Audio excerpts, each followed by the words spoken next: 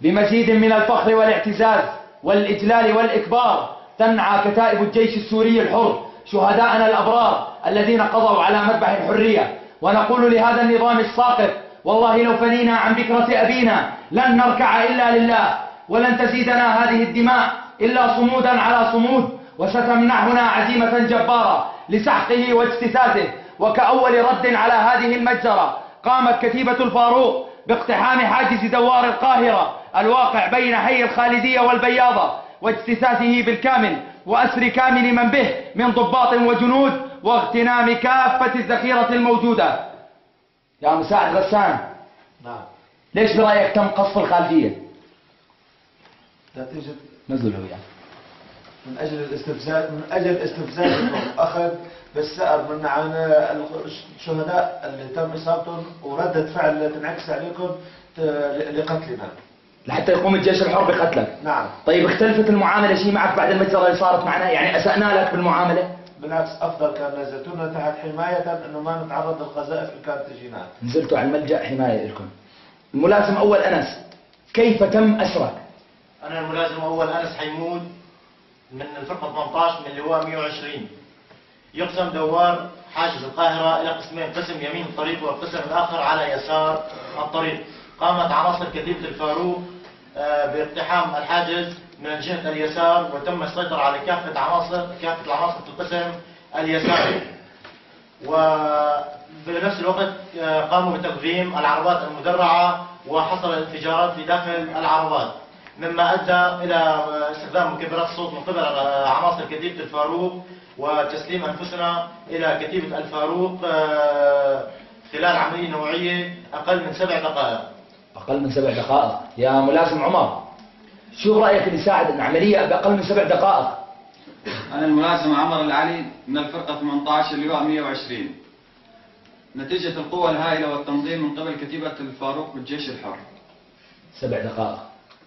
طيب العامل الأكبر اللي سبب انهيار معنوياتكم تسليم أنفسكم شو اللي هو؟ نتيجة صيحات الله أكبر من قبل الأطفال والشيوخ والنساء. هالشيء هذا هو اللي أدى. شو كنت تحس يعني؟ انسحاب. شو حسيت؟ حسينا تزلزلت الأرض اللي تحتنا.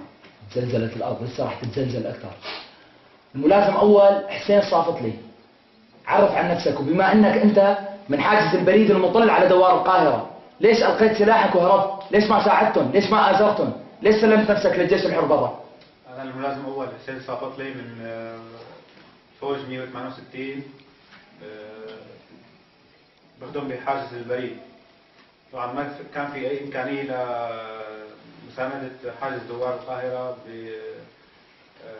بأي شكل كان، لأنه عناصر كتيبة فاروق من الجيش الحر كانت مسيطرة على المنطقة بالكامل، مسكرة كل الطرق وبتمنع أي حركة خارجي.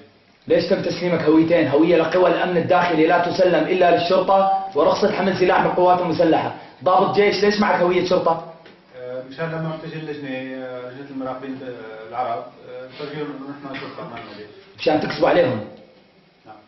ونجحتوا. بما أنك من الطائفة العلوية، لمين بتوجه نداءك بالطائفة العلوية؟ أنا بوجه نداء إلى سيادة العماد آصف شوكت. آصف شوكت، ليش ما وجهته لبشار أو ماهر؟ نحن نتعامل مع رجال، نوجه نداءنا لرجال مو لأولاد. لرجال وليس لأولاد. آصف شوكت بنظرك رجل؟ طبعا رجل، لأنه كل المواقف اللي انحط فيها كان رجل وما أدى أي شيء مزعج للشعب السوري. طيب إذا آصف شوكت طلع معك رجل، مين هو سبب المشكلة؟ إذا آصف شوكت رجل، مين المشكلة؟ مين اللي وصل البلد لهي المرحلة؟ طبعا آل مخلوف وآل الأسد. آل مخلوف وآل الأسد. نعم. هذا رأيك الشخصي كعلوي. طيب كضابط علوي، لمين بتوجه يعني للضباط العلوية شو بتقول شو رسالتك لهم؟ انه ما في مفر من الجيش الحر، لانه لا يمكن مقاومته باي شكل من الاشكال، ولازم كلهم ياخذوا نفس الموقف اللي اخذناه. الملازم اول عمر شمسي كقيادي في كتيبة الفاروق، وهلا بهالاثناء روسيا والصين رفضت القرار ضد سوريا. شو بتوجه كلمة لروسيا والصين وللحواجز الامنية اللي مطوقيننا فيها في كل حمص؟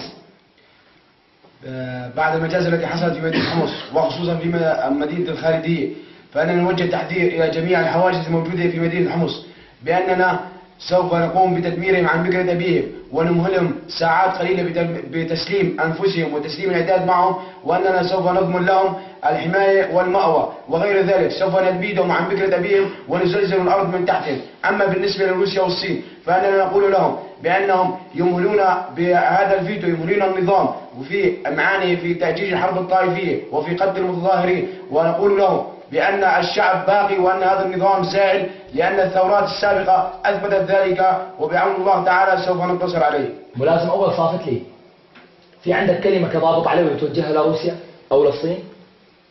توقف الدعم هذا، والدعم ما عم تخدم غير النظام، عم تسبب الحرب الطائفية بين طوائف الشعب السوري اللي كلها عملها متحاربة متآخرة. يعطيكم العافية.